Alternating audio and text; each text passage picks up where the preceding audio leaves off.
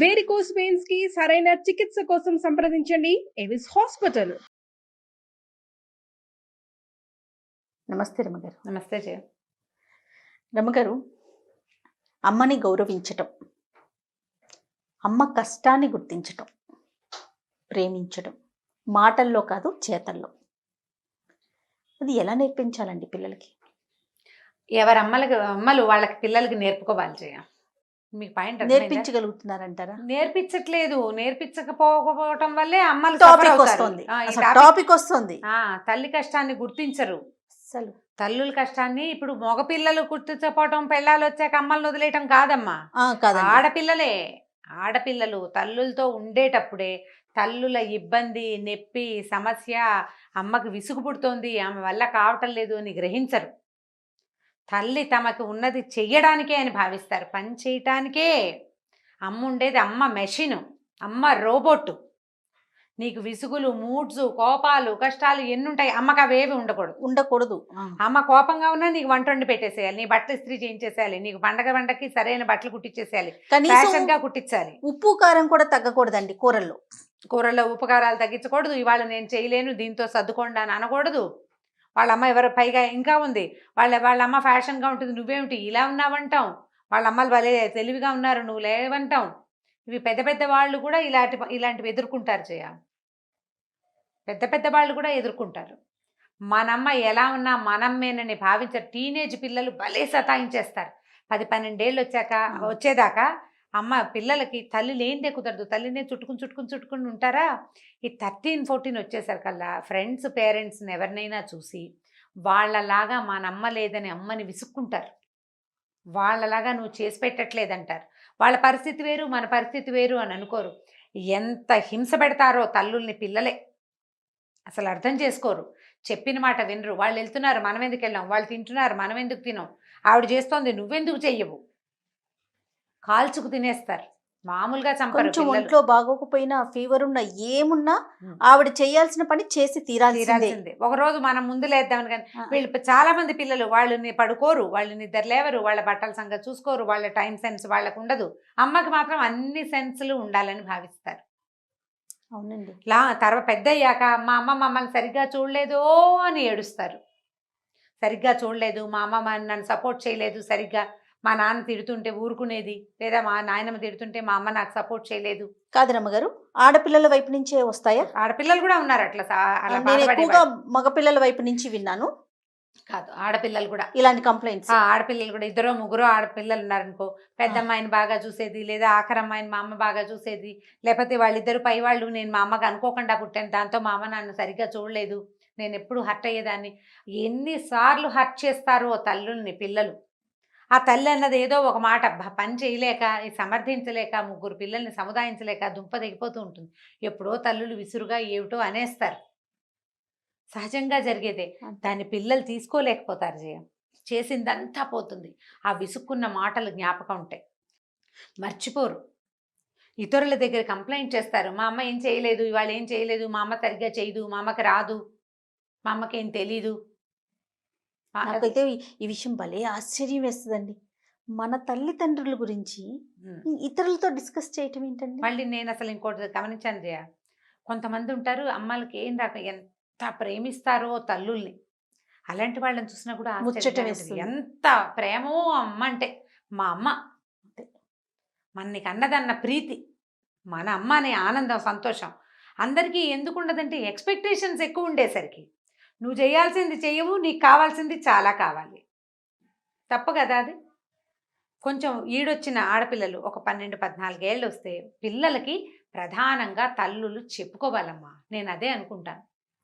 మన వల్ల కాదు, మనం ఇంత చేయలేం, ఇదే చేయగలం, లేదా నా వల్ల కానీ శక్తికి మించి చేస్తారు కదండి. జనరల్ గా శక్తికి మించి వాళ్ళ ఓపికని అయిపోయినా కూడా ఇంకా ఇంకా ఇంకా చేస్తానే ఉంటారు. సాటిస్ఫై అవ్వని పిల్లలు జనరల్ గా అలాగే ఉంటుంది. ఎందుకంటే మనం చెప్పకపోవటం కూడా ఏంటంటే ఇది పెద్దవాళ్ళు, కజిన్స్ వాళ్ళు కూడా మేము ఆ తల్లిని చిన్నబుచ్చటం, దానివల్ల అదే తుస్కరింపు పిల్లలకి వస్తుంది. తండ్రి, అత్తగారు అన్నిటికీ కంపెల్ చేస్తారనుకో తల్లిని. అంటే నాయనమ్మ, నాన్న ఇంట్లో ఉంటే అది వాళ్ళే కదా, లేకపోతే అమ్మమ్మ కేకలేస్తున్నారనుకో, పిల్లలు కూడా అదే తుస్కరింపు తల్లుల మీద. ఇక లాంగ్ రన్‌లో అది పోదు. చాలా కొద్దిమంది పిల్లలు అమ్మ ఇలా తిరస్కారానికి గురవుతోంది, ఈమెను బాగా చూసుకోవాలి ప్రొటెక్ట్ అనుకుంటారు. చేయాలని కొంతమందికి ఉంటుంది. మా అమ్మని మా దగ్గరే పెట్టుకుంటాము, మా అమ్మ వేరే వాళ్ళ మాట పడడానికి వీల్లేదు అలా భావించే వాళ్ళు కనపడతారు, వాళ్ళు కూడా ఉంటారు.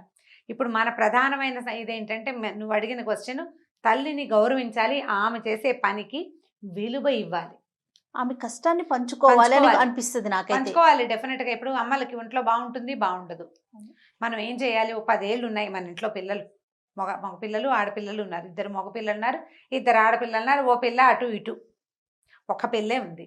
నాన్న ఇవాళ ఒంట్లో బాగుండలేదు, ఈ పని చేయి అని కొన్ని పనులు పిల్లలకి అలవాటు చేయాలి. వాళ్ళ సొంతంగా పని చేసుకోవటం, ఇంట్లో సహాయం చేయటం, డొమెస్టిక్ హెల్ప్ పిల్లలకి నేర్పాలి. పని కష్టం తెలిస్తేనే అమ్మ కష్టం అర్థం అవుతుంది జయ. ఎప్పుడు కూర్చుని తినే పిల్లలకి బాధ్యతగా పని, ఇప్పుడు నేను కూర చేస్తూ కూర తరిగి పెట్టు అని చెప్తే అది పని కాదు, దాన్ని పనిగా భావించద్దు. కూర తరిగి పెట్టడం, ఏదైనా చేసి అక్కడ పెట్టేయటం కాదు, బాధ్యతగా ఉండే పనులు. ఆ పని ఫినిష్ చేయాలి వాళ్ళే.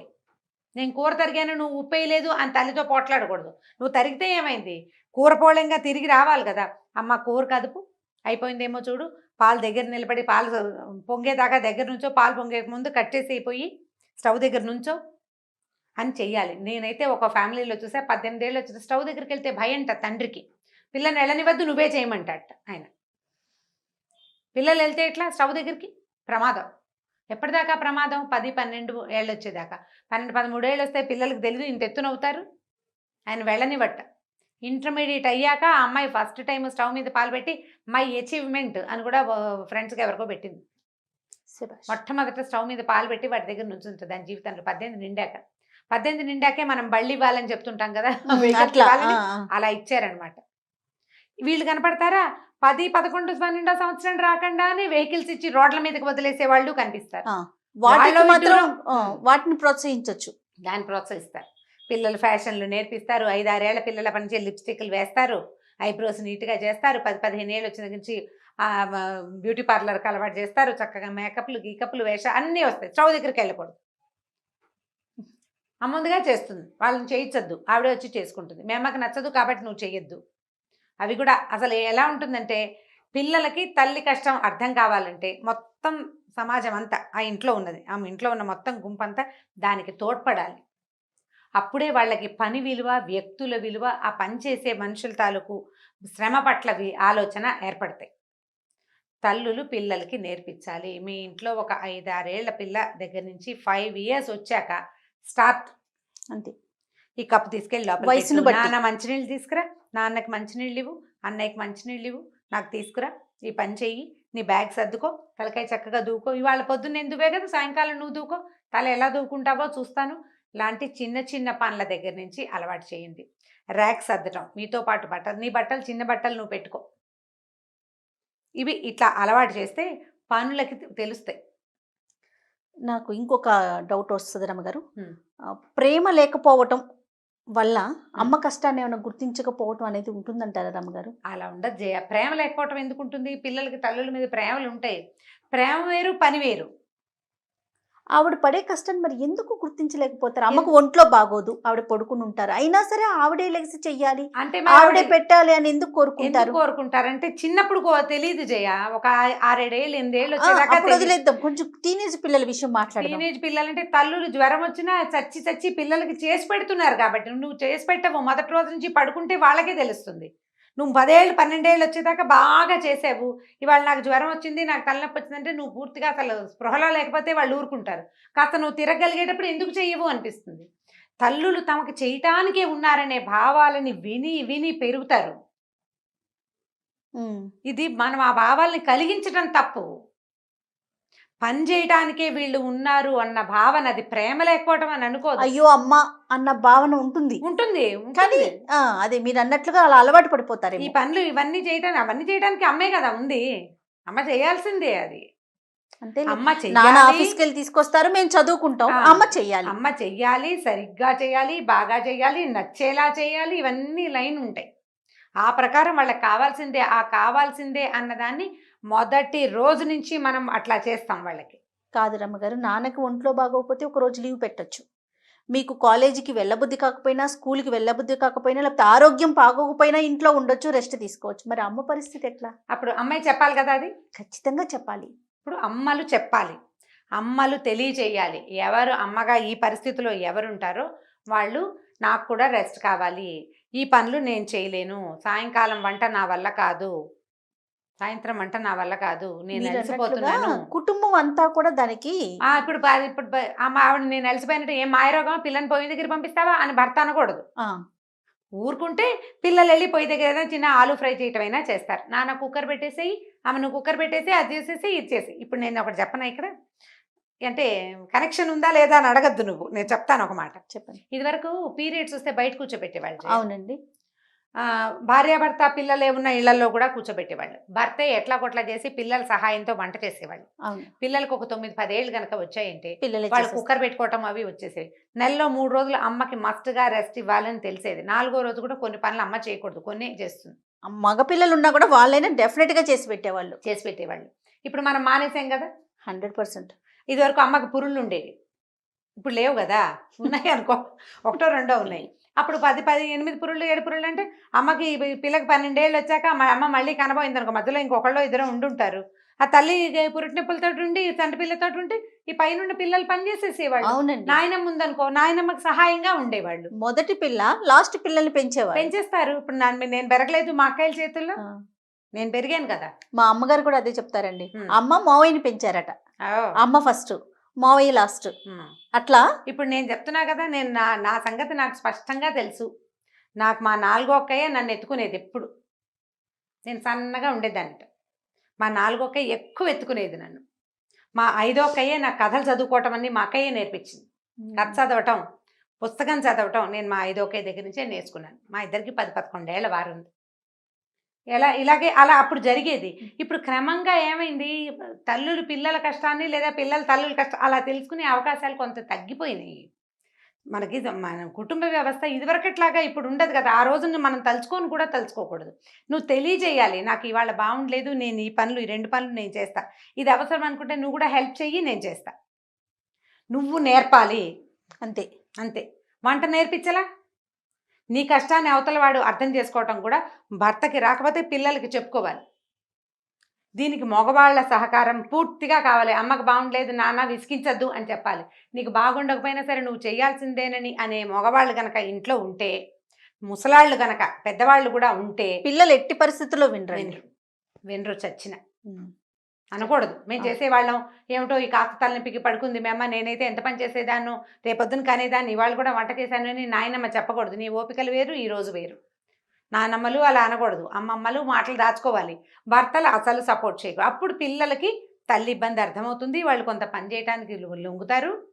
ఇది సహజం, అందరికీ వస్తుంది. అమ్మ రోబోట్ కాదు, ఆమె కూడా రెస్ట్ అవసరం, కూడా మనిషే కదా. ఇప్పుడు పిల్లలు అని అనడానికి వెళ్ళేది ఆ తల్లి పిల్లలే కాదు కదా.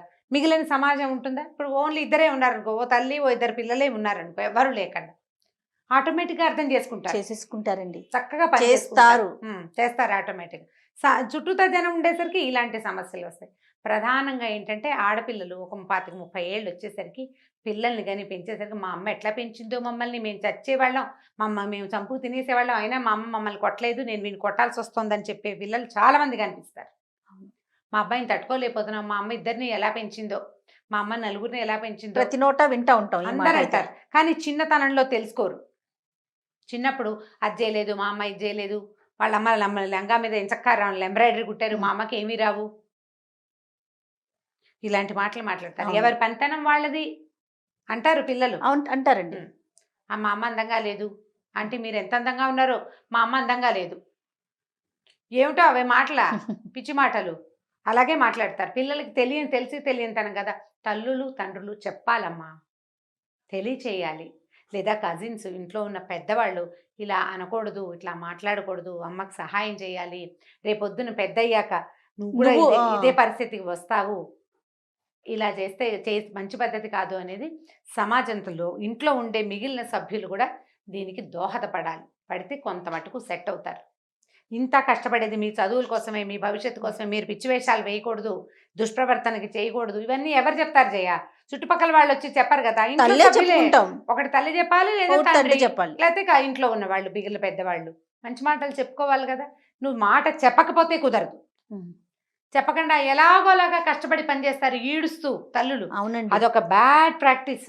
ఈడుస్తూ చేస్తారు. పక్కన వాళ్ళు ఎవరైనా చెప్పారనుకోండి ఈ పిల్లలకి, ఉమ్. ఏంటమ్మా పిల్లలతో కొంచెం పని చేయించుకోవచ్చు కదా, వాళ్ళకి ఏదైనా చెప్పొచ్చు కదా, నువ్వే ఎందుకు అంత కష్టపడుతున్నావంటే ఆ, ఎంత కోపం వస్తుందో రమ్మగారు. తల్లులకి వస్తుంది, ఉమ్. ఆ తల్లులు పిల్లల ముందు ఎక్స్ప్రెస్ చేస్తారు, వాళ్ళకి మన మీద కోపం వస్తుంది. కోపం. ఎవరైతే చెప్తారో వాళ్ళ మీద. అదే బాగా డిజేబుల్ అయినప్పుడు మా పిల్లల్ని నేనే చెడగొట్టానని తెలుస్తుంది లోపల.